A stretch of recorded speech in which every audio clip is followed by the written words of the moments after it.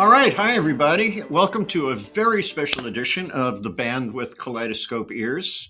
Tonight, we're going to do something very interesting. We're going to look at bands and artists who cover the Beatles, and we're going to rate them as good, bad, and weird. So, with me tonight, I have, as always, my good buddy James Corbett of thecorbettreport.com, and of course, Matt Williamson from Pop Goes the 60s YouTube channel. Matt, do you have a website as well? I do, popgoes60s.com, so you can get merchandise and things there. But yeah, Cool. I'll check. Easy to remember. very Good easy. thinking. And good to be back with you guys. It's been a couple of years since I joined you guys. Yes, it's been wow. far too long. I'm very, Mhm. very happy to see you again and to In fact, get you I'm to pick your forget- brain. It's going to be an interesting conversation.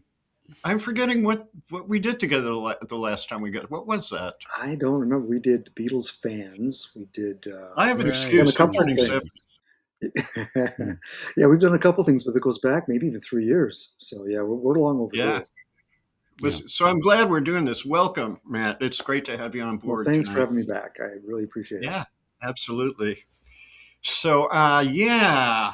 So, what's the pecking order here? Who's going to start? We're going to start with the category of bands and artists that covers the Beatles that did a good job of doing the song.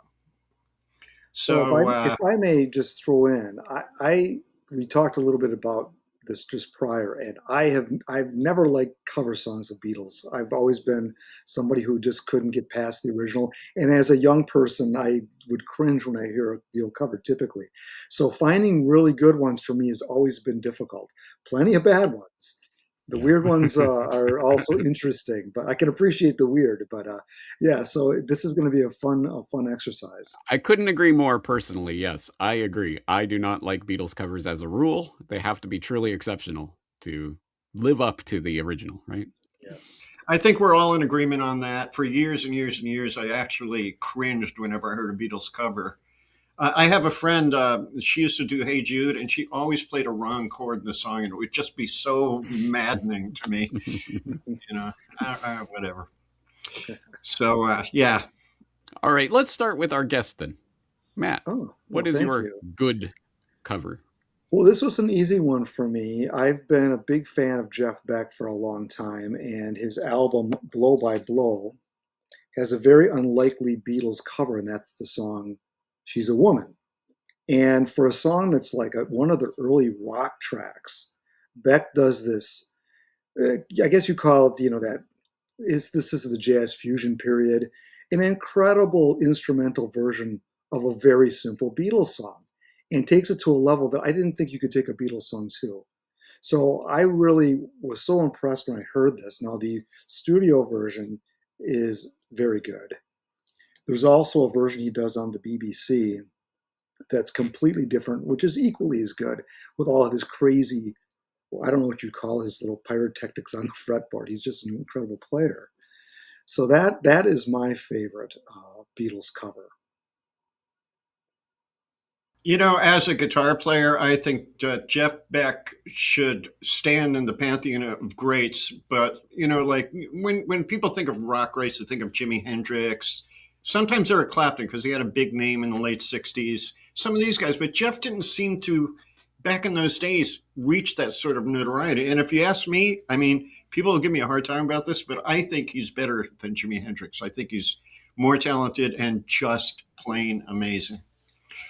So, yeah, one more thing before we give a listen to this, by the way. When I was living down in Austin, Texas, I was part of the Austin Guitar School. I was a teacher there.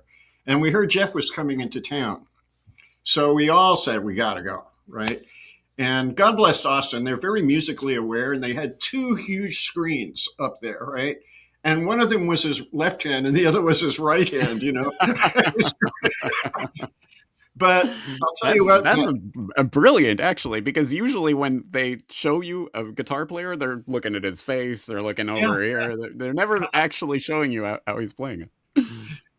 Well, yeah, that tells you that Austin is a guitar player's town, But I just wanted to mention, Matt, that I had never heard it before, but Jeff did a version of A Day in the Life, and I was awed by that. It was remarkable, like truly great. Yes, Good that choice on Jeff. version He used that. He did the cover of A Day in the Life about year 2000, early 2000s, and that was Hmm. something he played live all the time. I heard that Hmm. live a couple times, and that's my second favorite Beatles cover, actually. But Yeah. yeah, he's an incredible player, and what he does with the Beatles. I mean, obviously, the Beatles are the most melodically gifted songwriters probably of their time, and Beck takes that melody and just does it instrumentally, which is really two greats together, to combine two great things together that makes it even just amazing listen. So, I wish John had been able to hear it. It's truly amazing. I think John would have mhm, loved it, actually. yeah, Yeah. So what do you say we give it a listen to? What was it again? What are we doing? She's a woman. she's a She's a woman. Oh, woman. Let's give a yeah. listen to that. Let's give it a listen.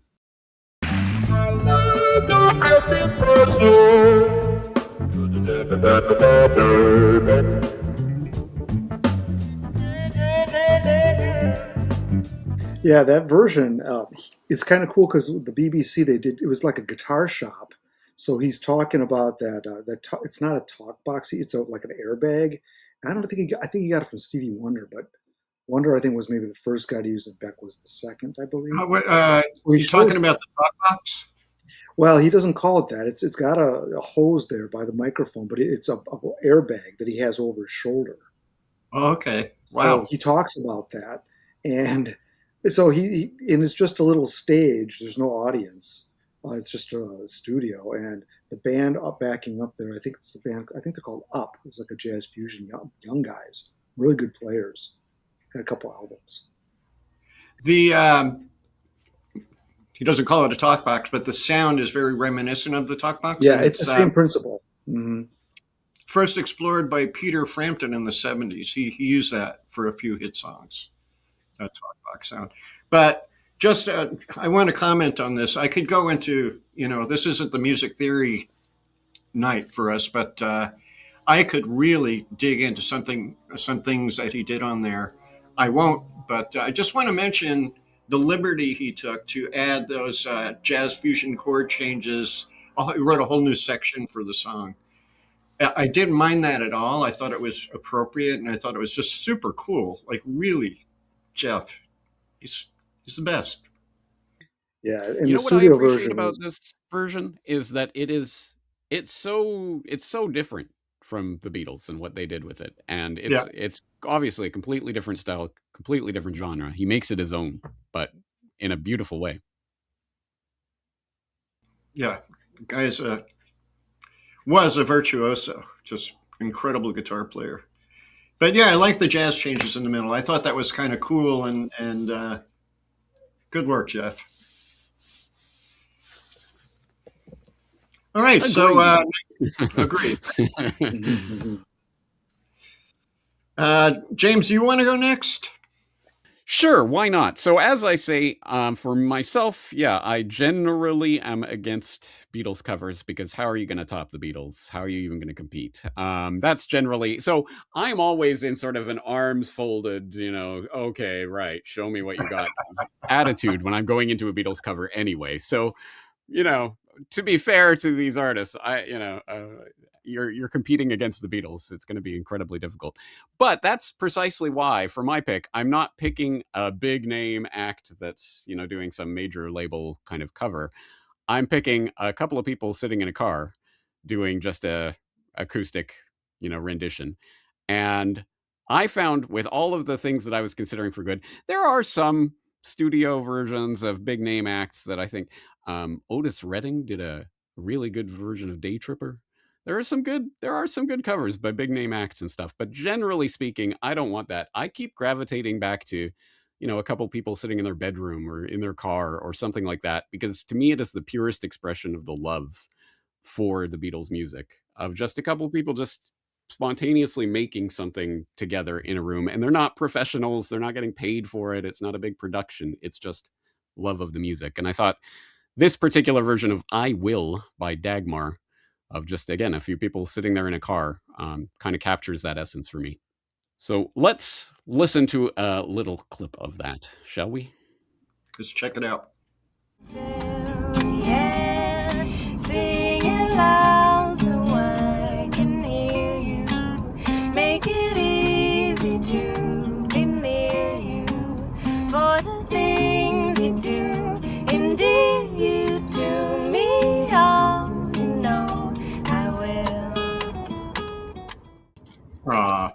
And then when she eats the chip from the bag at the end, it's just Mm. beautiful way to end it. Yeah.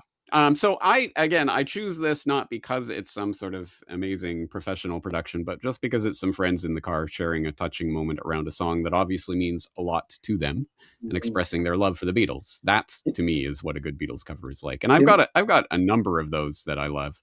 I just when we're talking about this and I'm thinking about it, I found a new couple sitting there in their bedroom playing "If I Fell" cover, just on their bed with their cat running around. And again, it's just simple, very basic, but it's beautiful. And that's the kind of expression of love for the Beatles that I like in these kinds of covers.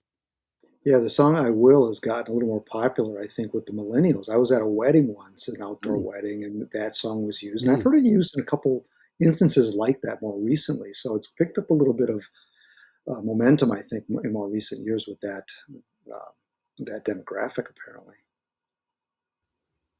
Yeah, I guess it's I agree. replaced Paul Stuckey's "There Is Love" as the new wedding song, you know? It's getting there. And you know what? Actually, this is one of those times where I might say, I actually maybe prefer this to the Beatles version, if only because I don't like the jug bass thing or the mouth bass that that Paul is doing there. Yeah, that's a It's little always bit struck me the wrong way. that's a bit annoying. I think they're a little too cutesy for his own good on that one. Yeah, I agree. right. It's a You beautiful know, song, but this puts me in mind of something that I've always said over the years is that you could take a song and all of its production and whatever goes into it in the studio, but if you could play that song on one guitar and it comes across, that is the criterion for a really good song. And that can happen with a ton of Beatles songs. So yeah, great. That was really sweet, man. I really I like that Yeah, a lot. it was nicely done. Yeah. So all right. So on my list, I in a way I feel like I cheated because I picked Beatles songs that I really don't like. mm. It's got to improve on this one. So uh, yeah, actually, two of these songs are from the White Album, which I'm not terribly fond of. So there you go.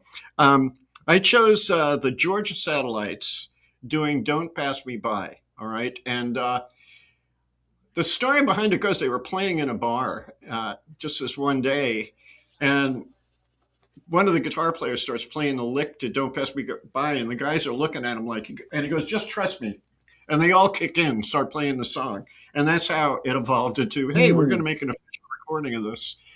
Um, all right, why don't we give it a sample and see what it's. Don't pass me by, don't make me cry, don't make me blue. 'Cause you know, darling, I love only you.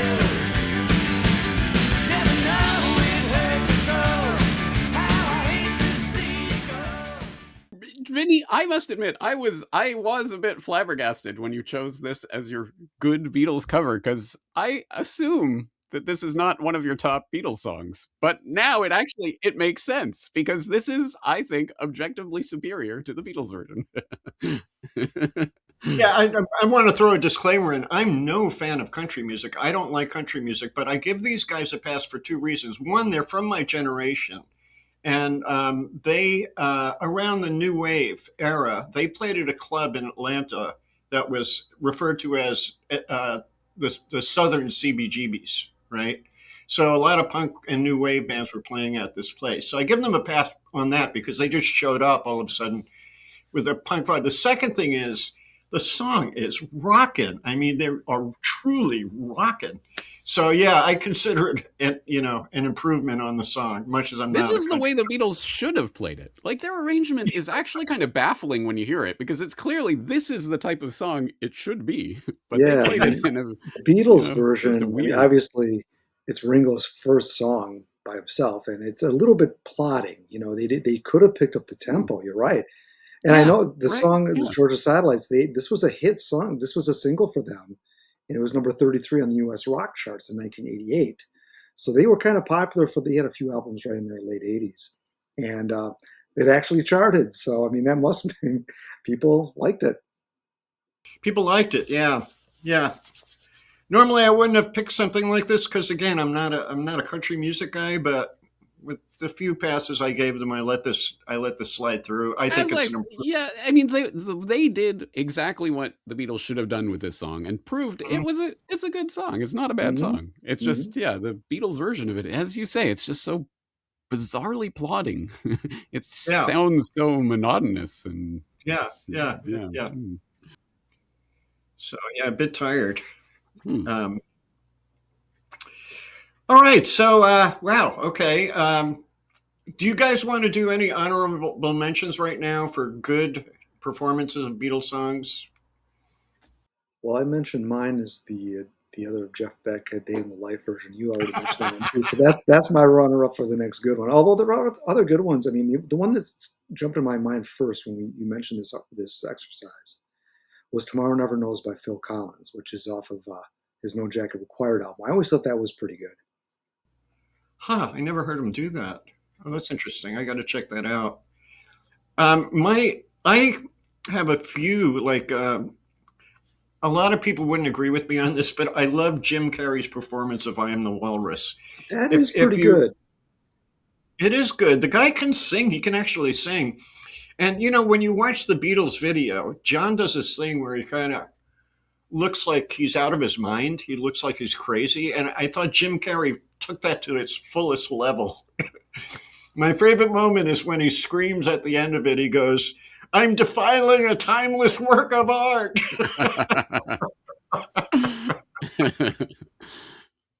Fair enough. It works.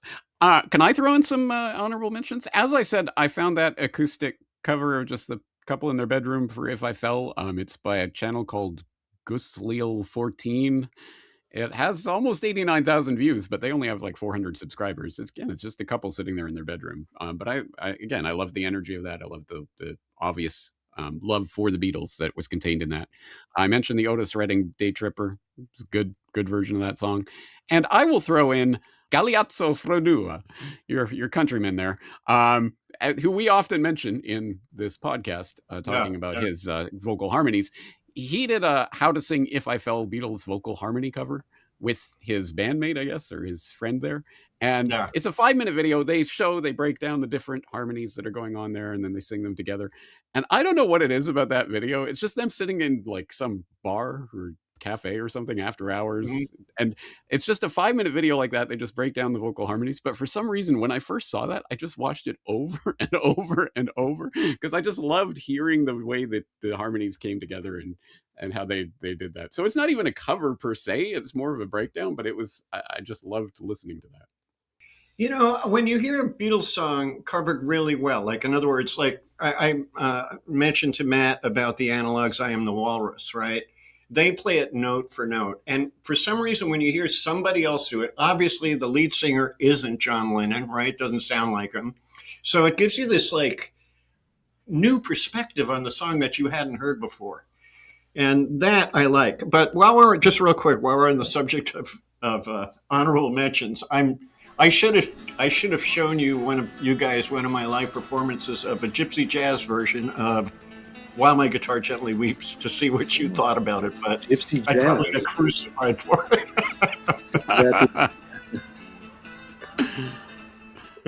well, maybe next go around. You're a pretty brave guy. You're a brave guy. You've been on stage a lot. You'd be fine. Matt, you and I should do a podcast breaking down Vinny's covers. Oh yeah, we should. We should. So, I love your cover, Vinny, of with your buddy Black Hole Sun, doing it on the street corner. yeah. And by the way, that song always reminds me very heavily of the White Album. I don't know why it does, but he was absolutely inspired by the Beatles. Well, I thought very that much was admitted that. Yeah. excellent because it was just guitar and saxophone, Yeah. which was really tastefully done. So, Yeah. All right, let's go to bad Beatles covers. I know people are just waiting for this one. mhm. Am So I you up? want to start us off, Matt?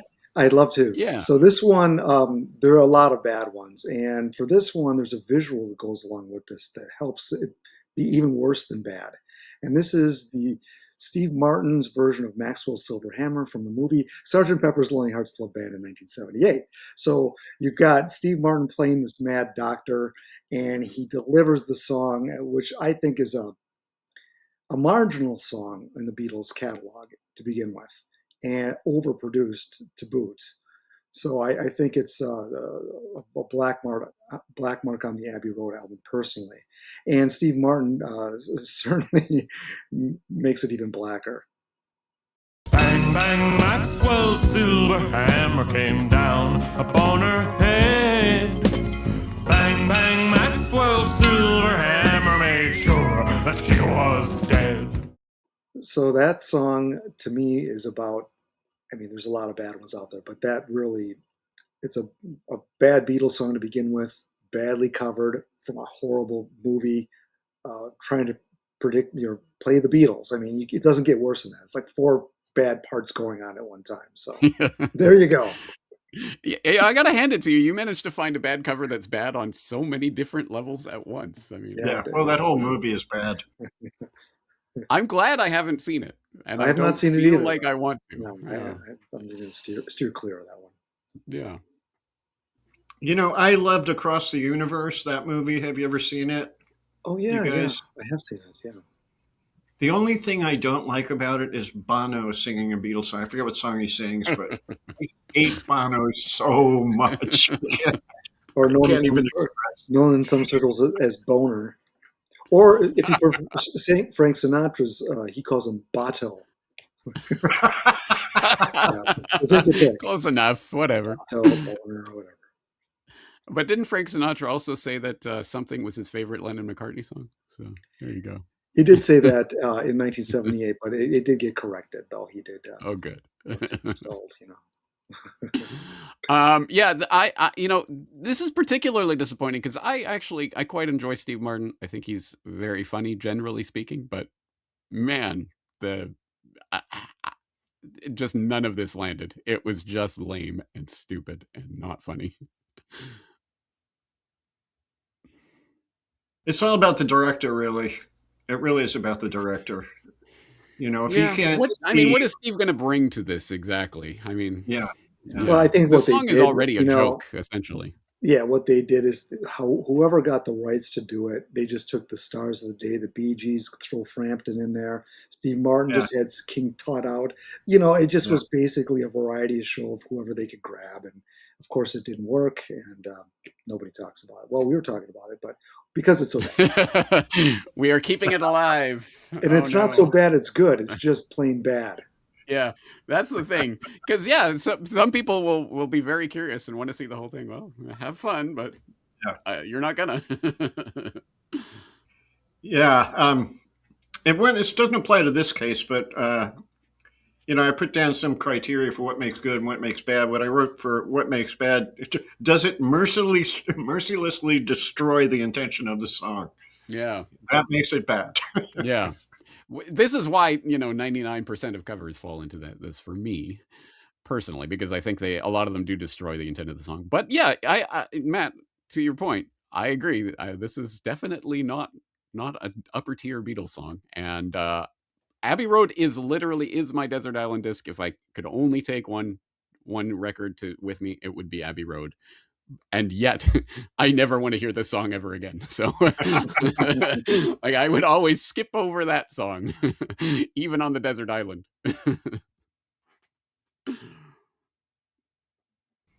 All right.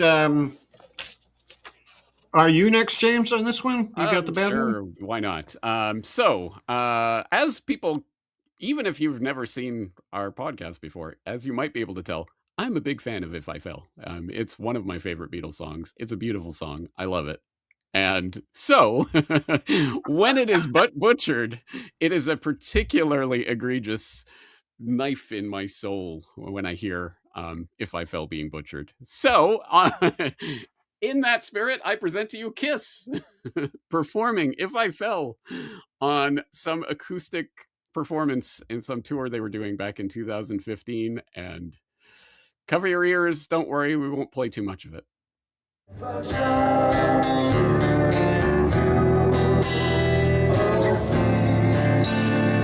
Don't run.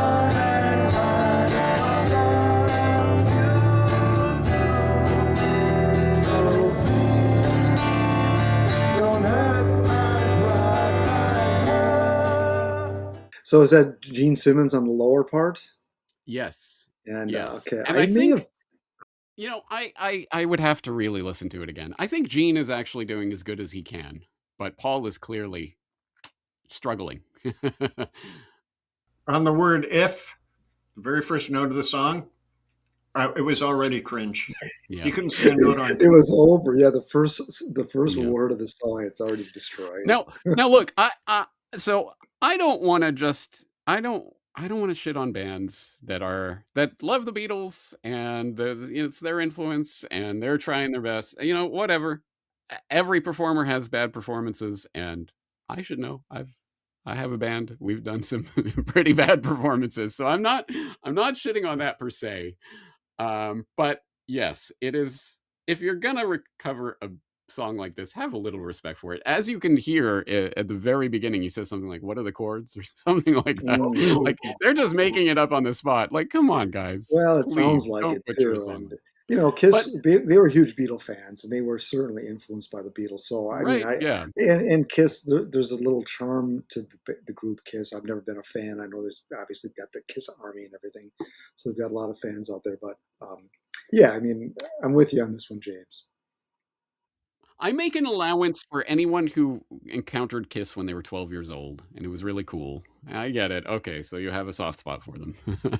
But if you didn't encounter them when you were 12, I don't know why you're listening to them. I don't know. Again, whatever. Everyone has their own taste. But personally, yeah. The only thing that makes me feel better about essentially crapping on somebody's live performance here is that Gene Simmons is notoriously one of the biggest assholes in music. So I don't think there's a lot of people who are going to be crying about his feelings. Yeah. Yeah. I do know firsthand that they are big fans of the Beatles. I had a friend, he doesn't live here anymore, Andy Kravitz. He's a big time producer, and he'd have big names coming in and out of his apartment. And one day he was hanging out with one of the members of Kiss, and this is how much I follow Kiss. I forget what his name was, but he was like a skyscraper. This guy was freaking tall. And I'm just sitting there with a guitar, and all of a sudden he wants me to kick in and sing some Beatles songs with him. So we did. And in fact, he was so on top of it that he said, you know what, that's not the right chord there. You got to play this. And he was right. I was like, whoa. You don't remember who it was? How can you not remember? I don't know. I was jamming with someone from Kiss. I don't know. Well, it wasn't Peter Criss. That I know. Okay. But if it was Gene Simmons is pretty tall, so it could be Gene. No, it wasn't Gene Simmons. I'm sure of that. He had a common name. What year was it? Tom Thayer? I'm sorry? Tommy Thayer? Tommy Thayer. Yeah, that was it. That was it. That was the guy, yeah, Tommy. Thayer replaced Ace Frehley on guitar as the Ace character. Okay, yeah. Yeah, he was actually a really nice guy. He was cool. Just really tall. It's hard talking to a person when you have to do that. But yeah, okay. My turn now, huh? All right. Just a quick mention, in the 60s, this is how powerful the Beatles were. You have artists like Ella Fitzgerald and Aretha Franklin, people like this. All their management is saying, look, this Beatles thing is really big. Cover some Beatles songs. Ella did a great job of Savoy. Anyway, so Bing Crosby got into the mix as well from a record called, hilariously ironic, called Hey Bing. And he's singing Hey Jude. Wow. Yeah. Let's give it a listen. Yeah. See how he covers the song. Hey Jude, don't let me down. You have found her, now go and get her. Remember to let her into your heart, then you can start to make it better. Hey Jude by Bing Crosby, aka When Grandpa Gets Too Much of the Gin in Him. Wow. Grandpa got that control the hi-fi back in '69 there. Talk about capturing the spirit of the song. It's definitely a crooner song, like to be sung in a lounge. with all the jet set. Hey Jude, hey. Don't make it bad, Jack. Don't make it bad. Too late.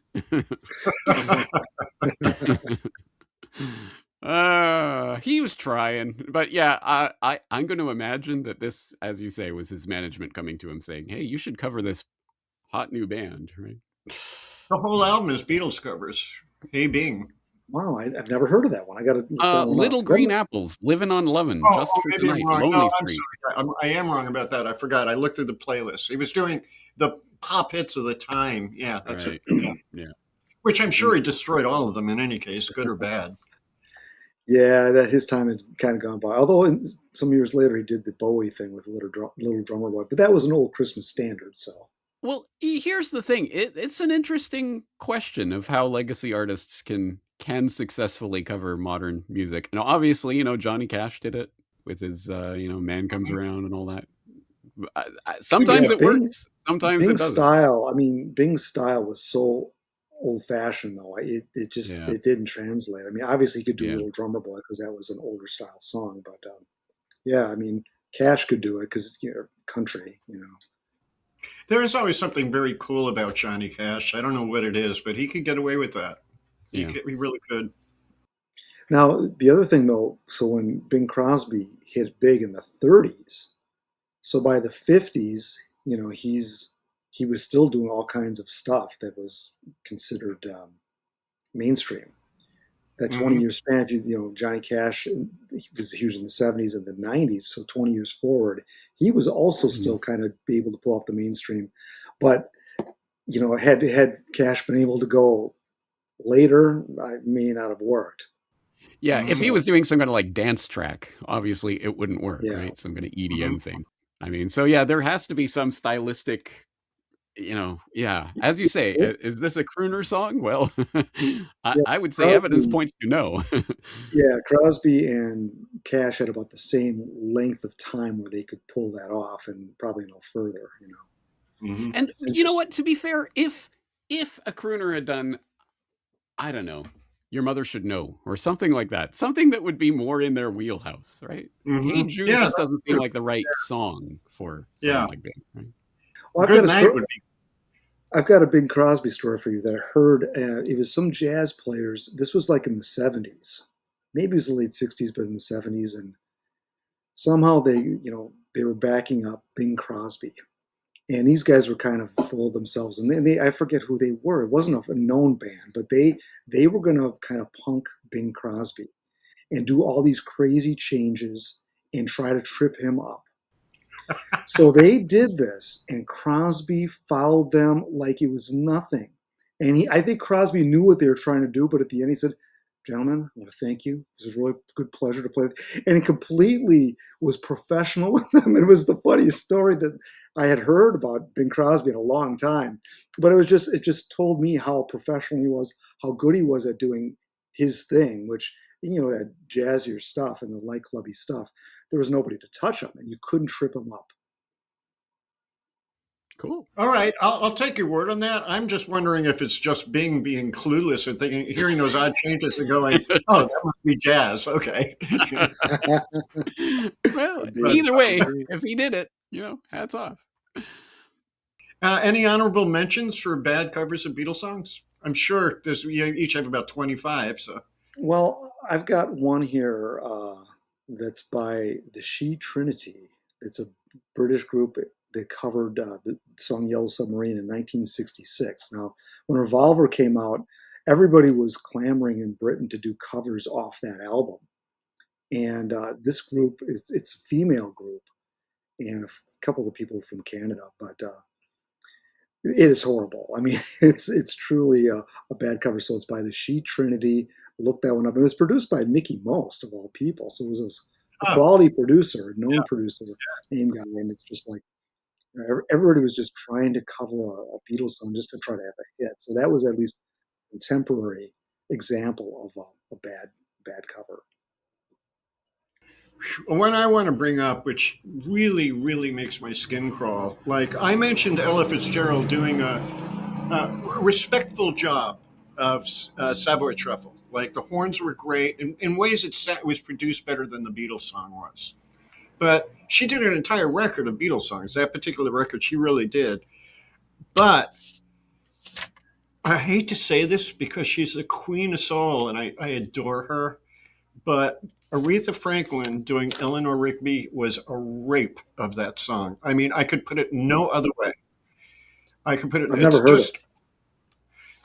it's basically she does this funk thing and it's, she makes up her own melody for it, you know, does a soul thing with it, but it's just like really disrespectful to the song. She really didn't give a crap.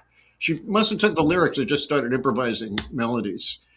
It just pisses me off so much. And as much as I adore Aretha Franklin, and I truly do, this is kind of a mark on her career for me. Well, those solo artists that lasted multiple decades, you know, they've got some black eyes along the way. You know, that's one of them. Well, so for my runner up, as I say, I feel a little bad about crapping on somebody's live performance and they weren't on that day. They love the Beatles, you know, whatever. It's not done from a spirit of it. So for my runner up, I'll go the other way, which is people that I don't know if they were in on the cash grab, but clearly their label was. I'm a jazz fan. I love jazz. So when I saw Blue Note releasing the music of Lennon and McCartney album compilation of like Stanley Turrentine, Stanley Jordan, Grant Green, Lee Morgan, Bobby McFerrin, etc. I'm like, oh man, this is great. Jazz, Beatles, what could go wrong? Unfortunately, most of the covers I would put in the bad category. Not again, not technically. I mean, again, they're all great performers. They obviously all know the music back to front, but clearly most of these people didn't know these songs or didn't care about them or didn't get the songs. And yeah, they're doing their own thing, and sure, it's fine for what it is, but it kind of annoys me to know that they're not doing it out of love for these songs, and that kind of rankles. That so puts me in mind of, I think I might have told you about this, James, once, but my favorite jazz pianist of the current era, you know, is Hiromi Uehara. And she became friendly with Chick Corea before he died. And they did a performance, piano to piano, right? And they did Fool on the Hill. But they were interviewed beforehand. And Chick Corea comes out and says, I'll never forgive her for this. I'm sorry, rest in peace, but I won't forgive her for this. He comes out and says, yeah, we're going to do a John Lennon song called Fool on the Hill. I mean, it's so clearly all Paul McCartney as a video with him, you know. So that really bothered me, you know. How was the performance? The performance was okay. I mean, it was very, very jazzed out. I love Hiromi and just about anything. So, and Chick. I mean, Chick is a remarkable player. But as far as an improvement on the song, I wouldn't say. But Hiromi did so in her Rick Beato interview at the very end. I can't remember, what did she cover? Blackbird, and she did a Yeah, beautiful. Blackbird. Right. Yeah, incredible. Yeah, I didn't even think of that. I could have put that on the good category, you know. Yeah. I've been watching her a lot again lately. She's just remarkable. It's one of my favorites. Yeah, I think, you know, again, it's like, is the artist respectful of what the Beatles are doing, and are they trying to bring the intent of the music out? I think that's a really, really important factor. I You know, agree. the spirit of the song itself. All right, I guess we're going to jump down to bad. Everybody's, Let's get weird. I'm sorry, weird, right? Weird. Well, I've got one. I've already mentioned Yellow Submarine, and we've mentioned Bing Crosby, so I'm going to bring somebody from basically the same period. We're going to go with Milton Berle's cover of Yellow Submarine. Now, now you wouldn't think Uncle Milty. This album, I think, was 1968, and he was obviously, I mean, past his prime. And Yeah. the man who claims to have invented television and all this. I mean, in the early 60s, he still had it, but he was losing it. I think he lost it with this song. And then he went on in the 70s to host Saturday Night Live, and I don't know if they maybe never re-aired that one or something. It was a disaster. But anyway, it's one of those things where you have this old style comedian trying to remain relevant and do a comedy piece with a Beatles song, and it does not work very well. It's weird. This is I'll give you painful that. already. It's weird. Let's give it a listen. We all live in a yellow submarine. The yellow submarine. Stop the engines! Captain, the crew's committing mutiny. Mutiny? Why? They say they're tired. They just said they're tired. So I will say, as the youngest person here, what the hell is the context of this? What is going on? This is just so insane. Well, I think the whole '60s movement was so sweeping that all these old timers had to felt like the need to throw in with it and try to remain relevant. I mean, and obviously, I mean, it's very hard to pull that off, especially if you're not a musician like Milton Berle. But you know, I mean, others were doing that. I mean, Liberace did. That reminds me. Oh, there's a television show. You can see this on YouTube. Liberace's doing 59th Street Bridge song, "Feeling Groovy." That is also very disturbing to see that. I mean, sometimes it works, sometimes it doesn't. The older people usually don't always make that transition very well. You know what? I noticed that I couldn't figure out why the producer had this in mind for this, but I don't know if you noticed, but the violins are going da da da da da da da da da. That's like Sugar Pie Honey Bunch. It's old. I bet you they just used that from another recording and just threw it on there, probably. I mean, Milton Berle would have never known. This is psychedelic, Milton. Trust us, Uncle Milton. Trust us. Yeah. So bizarre. But was this in the context of was this just a one-off single, or what was this? Let me just double check there. We're going to should have checked this. Berle, I mean, like a lot of artists, like Mel Brooks, everybody was doing comedy albums.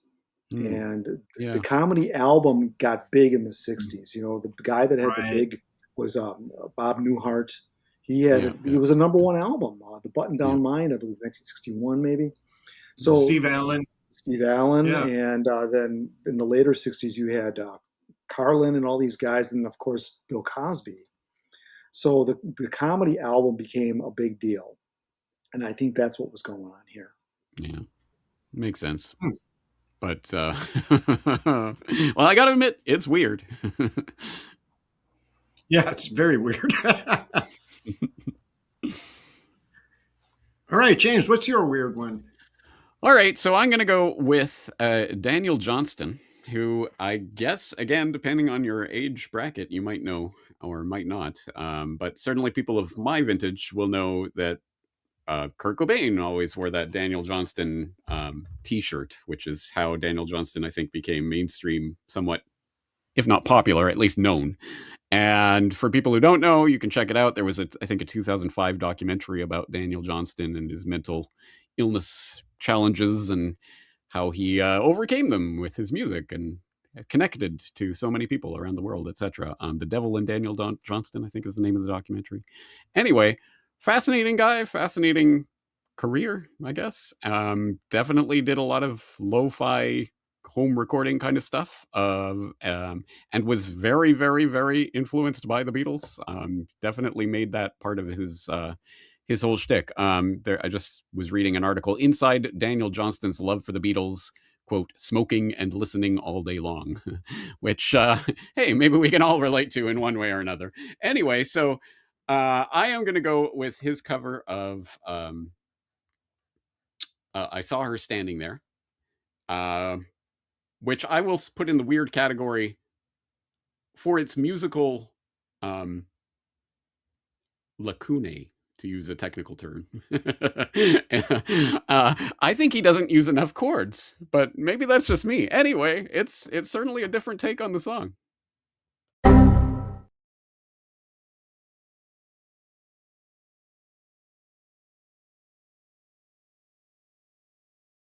Okay, so my story with this song involves I had a friend a university friend, and he was at the university radio station, and he had his show, and I would listen to it, and I'd always call in with some snarky remark for him about what he was playing, and he played this one time on his show, and I called in to say, the Beatles, cool.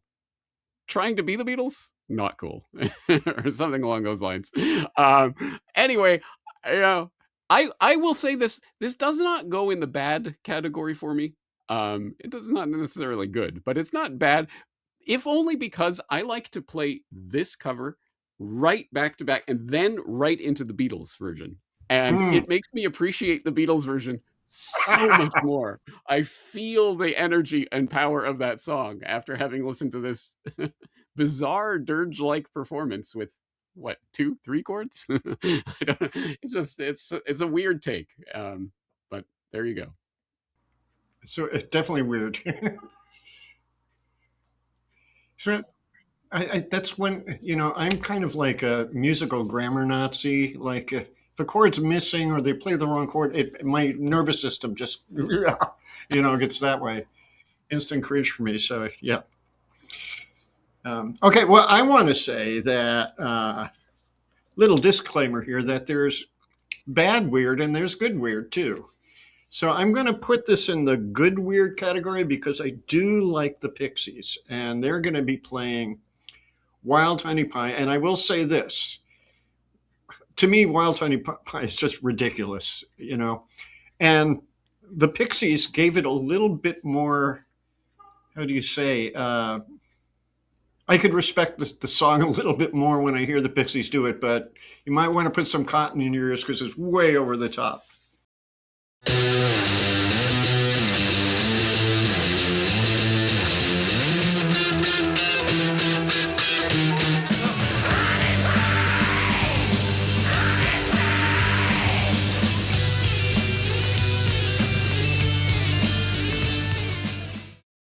Speaking of respecting the original and bringing out the original's intent, I think this is basically what the Beatles were going for, right? Yeah, it's a little bit Marilyn Manson-ish. It's a little bit demonic sounding, but I've always liked Wild Honey Pie. It's a song I never skipped over because it was so short, and it was always weird to me as a kid, and I've grown to appreciate it over the years and put it into I consider one of the Beatles' psychedelic songs that doesn't get called out for that, but I would say it totally fits there because they're probably pretty baked when they were doing it. Well, it's a weird song that is meant to be weird, and this, I think, captures the weirdness of it. Yeah. I might take back what I said and say this is bad weird. I'm not so sure. But I do want to mention, when I ran into this, I ran into a few different tracks. I don't know if it was the Pixies, but it said the David Peel sessions. Are you guys familiar with David Peel? Yeah. John Peel. John Peel. John Peel, is it? Yep. The guy that was friends with John Lennon? Oh, I don't know about that. Right? He was the DJ, right? Mm-hmm. I think it was John Peel. Yeah. He was a BBC DJ. I don't know when he started, but I'm wondering if broadcasting it's the same... regularly from 1967 until his death in 2004. There you go. Okay. Well, he was in Manhattan playing on, it was in the West Village, but I forget the street now. It was lined with small clubs. I had a band called Interlocks, and we were playing right next door from him, and he was doing that kind of screaming thing. I think he might have gotten from John. He was known to be like a pal of John Lennon's, Mm-hmm. If it's the same guy, I keep thinking it's David Peel, but I may be wrong. I think there is a David Peel, but I think that's a different person. But this is a John Peel session, as in it was recorded at the BBC. Oh, okay. Yeah. All right. Well, I bet anybody that's interested in Beatles made it all the way to the end of this for once. Yeah. There you go. Yeah. Although, any runners up for weird? You got any other weird? Well, the one I had running up was the William Shatner version of Lucy in the Sky with Diamonds. I mean, William Shatner. I think that deserves its own category. Shatner. He is a category. He is definitely a category creator of the highest order, and that whole album, what's it called? Transform. I got it back here somewhere. Now, is But Leonard it's Nimoy on that album too? he's not on that album. Nimoy had multiple albums. Shatner Yeah. just had the one back then, and Nimoy had like about three. I've got three of his albums, and Nimoy is more of he actually sings as opposed to Shatner, who just recites as if it's poetry. Yeah, and he recites just the way he talked on the old Star Trek too, with the pauses in the wrong places. Yeah, the wrong pauses, dramatic Captain Kirk pauses. sings the Beatles. Yeah. Yeah. So it's a fun listen, and it has to be heard to be believed. Yeah. I don't know. Yeah, again, it's not good weird or bad weird. It is just weird, but fun. It's just weird. It's Yeah, fun yeah. weird. Yeah, It's fun weird. There you go. It's fun weird. It's camp weird. Vinny, you got Anybody any else? runners up for weird? No, I do not. I didn't do a big exploration on the weird thing. I have one thing I do want to recommend is I sent it to you, Matt, earlier.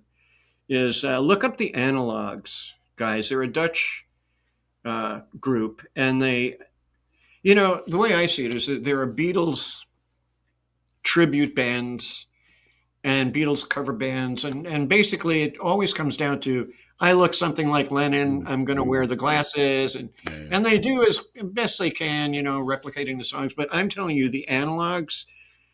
I'm going to put this in the links. This particular one, their version of "I Am the Walrus" is just mind-boggling. It's so good. It's like all the strange little details you find in that song, you'll find on this live performance. Mm-hmm. I think they had two violins and cello.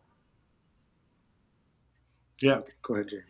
I'm looking at the Pixies Wild Honey Pie on YouTube right now, and in the recommendeds is a Wild Honey Pie by the Analogs. So there you go.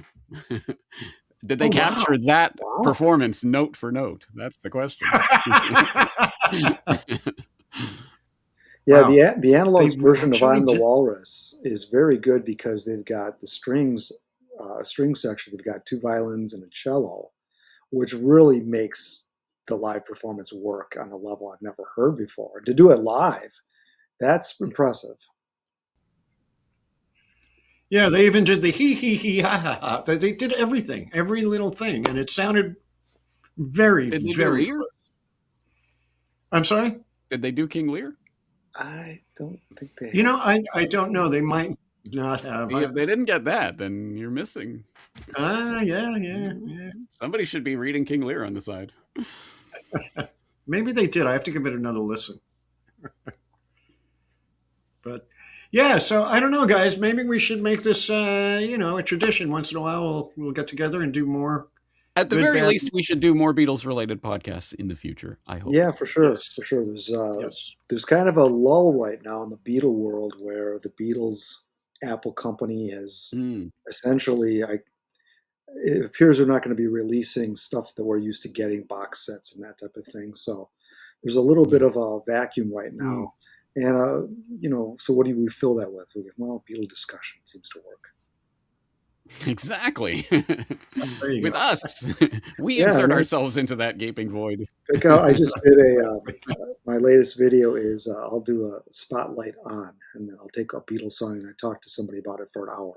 So we just did It's All Too Much with Ethan Alexanian, who's another podcaster. So those kind of discussions are fun. You just take it goes wherever it goes, and we know so much background about a lot of this stuff that it can be interesting. So yeah, plenty to talk about. Well, Vinny Yeah, and I know something about that, right? Hour-long conversations about Beatles songs. Hey, it sounds like our A kind of thing. 2-minute song and an hour of talk about it, But yeah. Actually, Matt, I did listen to about half of the podcast, but then I had to go and do other stuff. But really interesting stuff, actually, about that song. Yeah, and it's like any Beatles song. There's the more you dig, the better gold you find underneath. It keeps giving. You know what I learned from you on that? I didn't really realize it, but the psychedelic era was actually very short-lived. It's only a couple of years long, right? If that. Yeah, I had somebody in the comments kind of challenge me on that, but I kind of, just as I was doing that video, I said that I basically said that the film Yellow Submarine ended the psychedelic period. Now that doesn't mean there weren't some psychedelic elements in music that followed that in the next 12 months, because then you went into the hard rock, and then you went into the prog rock, which is where psychedelic music evolved into. So some guy said, "Well, what about the song Down by the River?" You know, I mean, I don't. That's just a straight rock song. I mean, you have to have some kind of. If you're going to actually talk about psychedelia, you actually have to have criteria. And I did a long video on that very subject, because most people's idea of it is different than somebody else's. So you got to agree on something, you know. But anyway, yeah, I thought that song was a great example of British psych. It's an interesting question. What exactly makes a song, like what makes the psychedelic sound? What elements do you need to actually have a psychedelic song? You know, I think I came up with 9 criteria. And then I came up also with a rating, a number scale rating. And I did that with Beatles songs, so we could rate them according to a numeric scale. And that worked out really well, actually. So when you get to that, I mean, it's really kind of interesting, because, you know, I mean, you have to have some parameters. Otherwise, it's just, you know, it's just crazy. Otherwise, it's just subjective guesswork. But yeah, do you remember what came out as the most psychedelic Beatles song? Yeah, the only one that was, so the most points you could get were 17, and the only Beatles song that got all 17 was Tomorrow Never Knows. There are some higher, you know, 15, 16, and some, you know, lower end songs, like say perhaps The Fool on the Hill would maybe be a 5 or 6 or whatever, depending on. But it's kind of interesting when you apply the numbers to the criteria, and it works across in any era. You know, it can be today's music, can be anything really. You can see that on Pop Goes the 60s. Cool. Everyone who is at all interested in our podcast should be subscribed to Matt's podcast, but I would assume they already are, right? You never know. Search Pop Goes the 60s on YouTube. I appreciate you having me on. I mean, I'm sure I'll pick up some new viewers, and I will certainly be talking about you guys on my channel. So it's always good to help each other out. Yeah, and it's just a pleasure having you. We're all kind of unified in Beatledom, that we all can agree how much we love the band. We might disagree on certain songs or whatever, but, you know, I think we all see the cultural impact, the aesthetic beauty of some of their music, a good deal of their music. So it's nice having you with us. And we should invite the audience to participate in the discussion. What is your good, bad, and weird Beatles covers? That's great. I'm looking for more. I want to hear more. Yeah, this should be fun to read. I'm not going to reveal the list. Should I reveal the list? The list? You know the list from where we got these songs. Yeah, you can't reveal the list. Yeah, people have to find. I'm sure people have some great. I'm sure people have some great ones that they don't have to go very far. They're right at top of mind, and they'll be able to offer some things up real quick, I would imagine.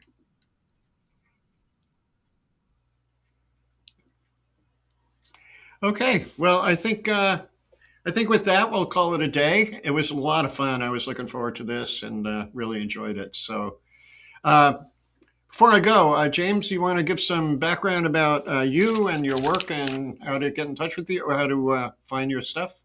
Yeah, sure. I'm at CorbettReport.com. If you're interested in conspiracy, reality, news analysis, society, philosophy, and everything other than Beatles, go to CorbettReport.com, I guess. There's occasional Beatles there, too. Occasionally, yeah. We have talked about the Beatles on my podcast, so there you go. And Matt, what about you, man? Well, I run Pop Goes the 60s on YouTube, and you'll also find me at popgoes60s.com. And my goal is to be half as big as James' channel someday.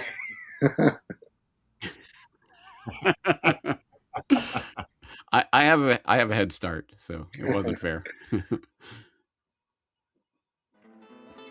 All right, and I'm Vinny Caggiano, eclectic guitarist, and you can find me at vincognito.com. If you're, I'm going to be sharing these videos with y'all if you want to post them somewhere, especially you, Matt, right? But if you want to know my YouTube channel, it's /vincognito, as in incognito, but with a V in front. for peace. And that's it for tonight, folks. Thanks for joining us, and take care.